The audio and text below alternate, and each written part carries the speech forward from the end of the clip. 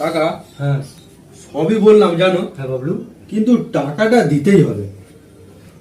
ওই টাকাটাই কি দিতে হবে পুরোটা? কতগুলো টাকা?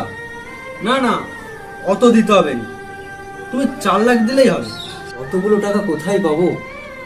ওই একটুখানি জমি আছে, তাতে ঘাস মানে চাষ করে খাই, এছাড়া তো আর কিছু নেই আমাদের বাবলু। কত ওটাকে বেচে দিন, 2 বছর পর যা টাকা উঠবে আবার একটা জমি কিনে নেবেন। আর সরকারি চাকরি পেতে গেলে তো একটা 2 টাকা খরচা করতেই হবে। কিন্তু ও তো পরীক্ষায় পাস করেছে, কম নাম্বার পেয়েছে তা তো নয়, কিন্তু তাও অতগুলো টাকা। কিছু করার নেই কাকা, এর থেকে বেশি আমি আর কিছু করতে পারবো না।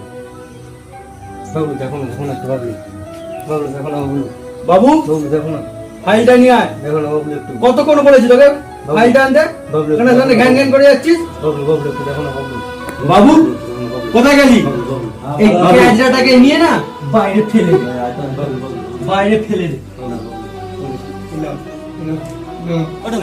বাবলু এরকম করো না, এরকম করো না বাবলু। 5 minutes later. না বাবলু দেখে টাকাটা দিয়ে আসি।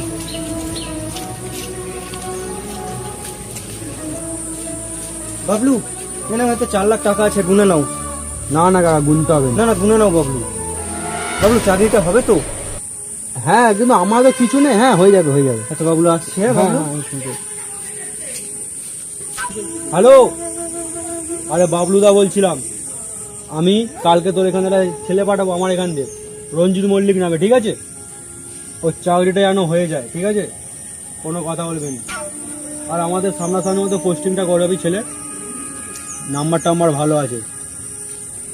টাকা টাকা 1 টাকাও হবে নি, তো ভালোই নাম্বার পেয়েছে, ঠিক আছে? তাতেই চাকরিটা করে দিবি। মা মা মা, আমি চাকরিটা পেয়ে গেছি মা, আশীর্বাদ করি বাবা, তোমার চাকরি দীর্ঘজীবী হোক। হ্যাঁ বাবা চাকরি পেয়েছিস বাবা, চাকরি পেয়েছিস? আচ্ছা থাক থাক বাবা, থাক বাবা, থাক বাবা, তুমি চাকরি পেয়েছো। আমার অনেক দিনের স্বপ্ন ছিল বাবা তুমি একটা চাকরি পাবে, আমি তো এসব পারলাম না। ঠিক আছে বাবা, বুকে এসো। তুমি তো সারা জীবন ঘাস খেয়ে গেলে।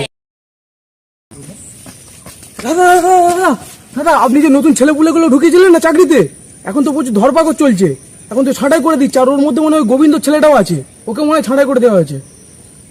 ঠিক আছে, রাজার উপরে কি জানিস? রাজনীতি। এমন শালা চাল চালবো না, কেউ শালা ধরতেই পারবে না। তুমি তাহলে দেখে নিও, আমি তাহলে এলাম।